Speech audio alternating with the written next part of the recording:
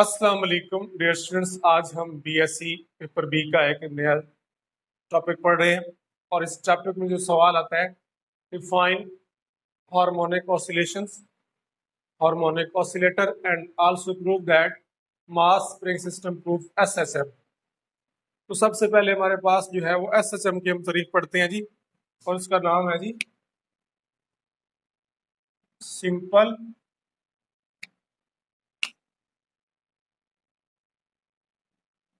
Harmonic motion. क्या नाम है जी? Simple harmonic motion.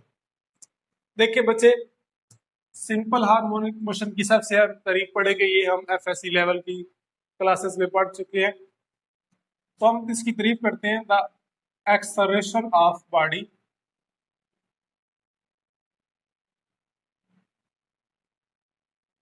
Is directly proportional to displacement.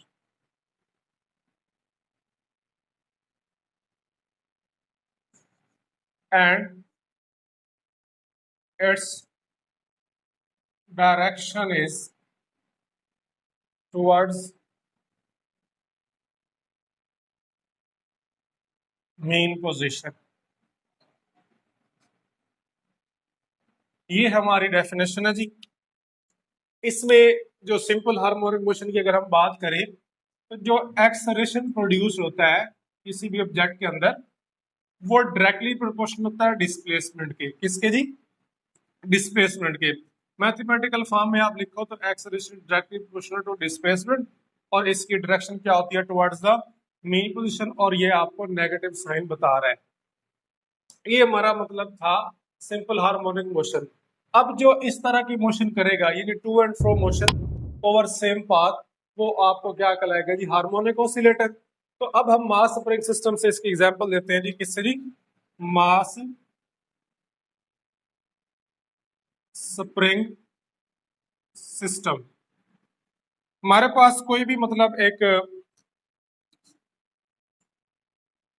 Spring है जी, और उसके साथ हमने एक मास जोड़ा हुआ है जिसको हम कहते हैं, उसका मास m है पड़ा। अब इसको अगर हम डिस्प्लेस कर दें, क्या कर दें जी? डिस्प्लेस, यानी जब हम इसको डिस्प्लेस करेंगे तो इसके स्प्रिंग में एक एक्सपेंशन सी आ जाएगी, और इसके ऊपर हम एक फोर्स लगाएंगे। उस फोर्स लगने की वजह से ये मतलब अपनी मेन पोजीशन से इतना डिस्टेंस x कवर कर जाएगा। क्या कवर कर जाएगा? x। और अगर ये थोड़ा सा और एक्सट्रीम पे चला जाए, मान लेते हैं ये वाला ऑब्जेक्ट यहाँ चला गया, या हम इसको कह सकते हैं, अगर हम दोबारा इसको रिलीज करेंगे तो ये वापस कंप्रेस हो जाएगा, और कंप्रेस होने के बाद ही अपनी पोजीशन दूसरी तरफ चेंज करेगा। तो ये जीरो से पोजीशन ए की तरफ, और फिर ए से ओ की तरफ, और ओ से ए प्राइम की तरफ कह सकते हैं, या हम बी कह सकते हैं। तो ये डिस्टेंस ने कितना किया था? एक्स। अगर हम मान लेते हैं कि ये एक्स जो है, अगर वो एक्सट्रीम पे चला जाए, क्या चला जाएगी? एक्सट्रीम पे, तो उसका जो डिस्प्लेसमेंट है वो एक्स नॉट बन जाएगा। क्या बन जाएगा जी? X not. तो हमारा ये जो फासला है, ये भी एक्स नॉट है, और ये फासला भी क्या है? एक्स नॉट है। इसको भी हम ये क्या कहते हैं जी, कि दोनों तरफ फासला क्या है? सेम है। अच्छा जी, फिर से सुने। ये हमारे पास एक मास स्प्रिंग सिस्टम था, इसके ऊपर हमने फोर्स लगाई F इज इक्वल टू के एक्स, यानी रिस्टोरिंग फोर्स लगाई जो हुक्स लॉ को फॉलो करती है। इसमें एक्सर्शन प्रोड्यूस की, तो मेन पोजीशन से इसको हम एक्सट्रीम पे ले गए एक्स नॉट पे। जब इसको रिलीज किया तो ये मेन पोजीशन के ऊपर इधर आया, इनर्शिया की वजह से रुका नहीं, और ये वापस अपनी दूसरी एक्सट्रीम पोजीशन पे चला गया। दोनों तरफ इसका जो डिस्प्लेसमेंट था वो क्या था? X not. अब ये थोड़ा कम नजर आ रहा है, ये ज्यादा, लेकिन होता बराबर है। तस्वीर के अकॉर्डिंग हमें ऐसा बनाना पड़ रहा है। अब हमने ना इस मास स्प्रिंग सिस्टम को एसएचएम प्रूफ करना है। जब हम बात करते हैं ना कि एसएचएम प्रूफ करना है, तो उसके अंदर उसका डिस्प्लेसमेंट भी, टाइम पीरियड भी, फ्रीक्वेंसी भी, वेलोसिटी भी हमने प्रूफ करनी है। तो ये सारी चीजों को हमने डिस्कस करना है। अब आप देखिए, कि मास, स्प्रिंग मास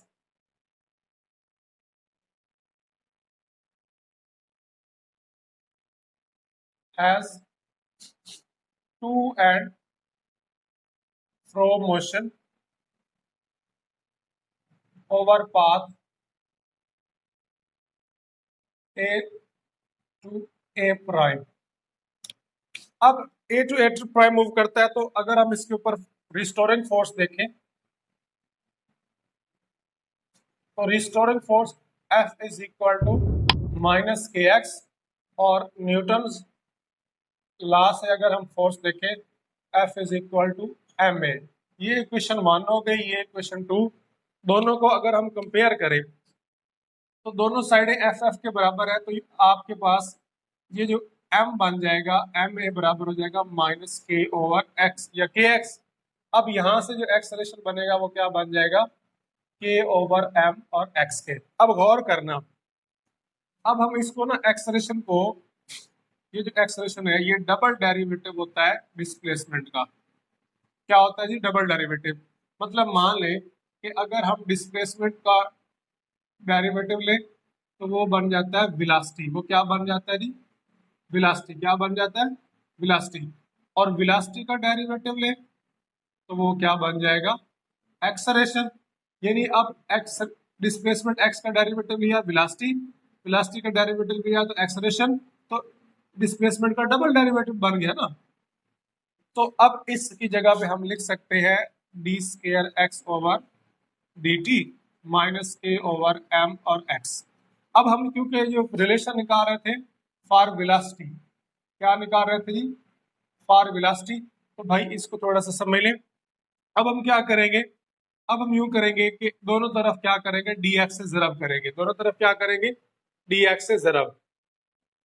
अब d square x over d t is equal to minus k over m x और डी एक्स। इधर भी डी एक्स से जरब किया और इधर भी डी एक्स से। अब ये जो डी स्क्वायर एक्स है इसको हम ऐसे लिख सकते हैं।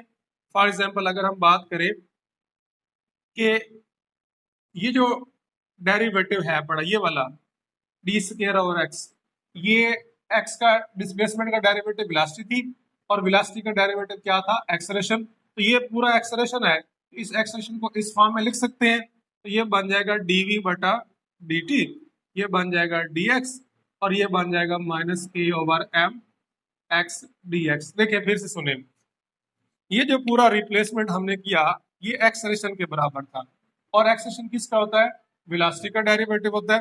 तो अब आप देखें कि अगर हम इसको चेंज करें, ये वाला dx जो है, ये वाला जो dx, इसको अगर हम यूज करना चाहें कि मतलब हम कह सकते हैं जी कि वेलोसिटी हम बाहर निकाल लें, ये बन जाएगा dv, और ये x क्या आ जाएगा इसके साथ, और ये बन जाएगा dt minus k over m x d of x. देखिए जी, अब डिस्प्लेसमेंट का डेरिवेटिव बन जाएगा वेलोसिटी, ये बन जाएगा dv, डिफरेंशियल चेंज हो गया, minus k over m x d x. अब दोनों तरफ हमने इसको क्या करना है, इंटीग्रेट। क्या करना है, इंटीग्रेट। अब आप लोगों ने फार्मूला पढ़ा हुआ है कि अगर कोई भी फंक्शन एक्स की है और उसका सामने क्या पड़ा है, डेरिवेटिव, अगर आप उसकी इंटीग्रेशन लो तो फंक्शन की पावर एन में एक का इजाफा, नीचे भी इजाफा करना और प्लस कांस्टेंट। तो वेलोसिटी v है, इसका सामने क्या पड़ा है, डेरिवेटिव डिफरेंशियल पड़ा है। तो v की पावर में एक का इजाफा, पहले भी 1 पावर है तो 1 प्लस 1 2, नीचे भी 2। ये मसला हल हो गया। अगर आप इस तरफ ध्यान दें तो k ओवर m कांस्टेंट है, ये बाहर निकल आएगा। अब हमारे पास इधर बच गया जी x, और साथ उसका ये वाला क्या था, डेरिवेटिव। तो इसकी पावर में भी एक इजाफा और साथ 2। अब ये हमारे पास रिलेशन बन गया, और कांस्टेंट क्या आ गया, c। अब हमने कांस्टेंट को डिराइव करना है, तो अगर आप देखें eight extreme position, eight extreme position velocity क्या होती है, जीरो। यानी जब हम उसको डिराइव करके यहाँ लेके जाएंगे तो यहाँ एक दफा बॉडी रुकेगा, रुकने के बाद वापस आएगा, जब रुकेगा तो वेलोसिटी जीरो, और उस वक्त उसका जो डिस्प्लेसमेंट था जिसको हमने क्या कहा हुआ है, एक्स नॉट। तो अब ये जो फार्मूला है v की जगह पर जीरो पुट करेंगे तो ये रिलेशन जीरो। अब माइनस के ओवर एम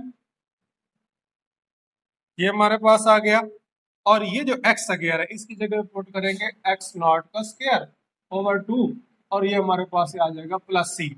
अब ये जो आपके पास सूरत हाल खड़ी है, ये जो 2 आया खड़ा है, ये सारे टर्म क्या है नेगेटिव, तो ये इस तरफ जाएगी, ये वाली पूरी टर्म जो है इस तरफ जाएगी, तो प्लस का 1/2 के ओवर एम एक्स नॉट का स्क्वायर हो जाएगा और इज इक्वल टू सी। तो ये जो सी की कीमत है हम इस जगह पुट करेंगे, तो वेलोसिटी का formula v square over 2 minus k over m x का स्क्वायर ओवर 2, और इसकी जगह में पुट करेंगे 1/2 के ओवर एम और एक्स नॉट का स्क्वायर। देखिए सब में से 1/2 कॉमन आ सकता है, जी हाँ आ सकता है, और ये जो माइनस की टर्म है इसको अगर हम इस तरफ ले जाए, क्या करेंगे इस तरफ ले जाए, तो के ओवर 2 भी एम कॉमन आ गया, ये बन जाएगा एक्स स्क्वायर इस तरफ माइनस का, और ये प्लस एक्स नॉट का स्क्वायर इस तरफ आ गया। अब दोनों तरफ ये कट गया, तो v square is equal to k over m x naught का स्क्वायर और एक्स का स्क्वायर। अब ये जो एक्स नॉट हम लिख रहे हैं इसकी जगह आप एक्स एम पुट कर लो, इसकी जगह आप कोई भी वैल्यू पुट कर सकते हो, तो कोई एतराज नहीं है, अपनी मर्जी से। दोनों तरफ आपने स्क्वायर रूट लेना है, तो स्क्वायर रूट लेने के बाद दो पॉसिबल जवाब आते हैं प्लस माइनस के साथ, तो ये आपके पास आ गया के ओवर एम एक्स नॉट का स्क्वायर और एक्स का स्क्वायर।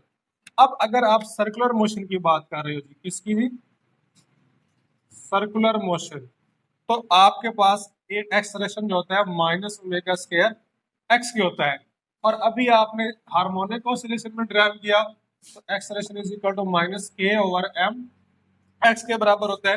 तो कंपैरिजन में आपके पास ये चीज बचती है, omega square is equal to k over m और omega is equal to under root k over m, हमारे पास ये जवाब आ गया। यानी हमारे पास अब ये जो के ओवर एम है अंडर रूट के साथ, ये किसके बराबर है, अगर हम इसको लिखना चाहें तो v is equal to plus minus under root k over m अलग से, और ये वाला एक्स नॉट का स्क्वायर और एक्स का स्क्वायर अलग से। ये जो चीज थी अलग अलग हमने कर ली। हम जानते हैं कि a और b की पावर अगर n हो तो a की भी n लिखा जा सकता है और b की भी n लिखा जा सकता है, तो इसकी जगह पे हम क्या पुट करेंगे जी ओमेगा। तो हमारे पास जो रिलेशन डिराइव होगा omega is equal to x naught का स्क्वायर और एक्स का स्क्वायर, ये हमारे पास रिलेशन आया जी वेलोसिटी का। अच्छा इसमें ये एक शॉर्ट क्वेश्चन है और ये पूछ सकता है जी कि ओमेगा के बारे में आपका क्या ख्याल है, ओमेगा किसके इक्वल होता है कंपैरिजन में। यहाँ से कुछ न्यूमेरिकल भी बनेंगे, आपको एमसीक्यू पूछे जा सकते हैं।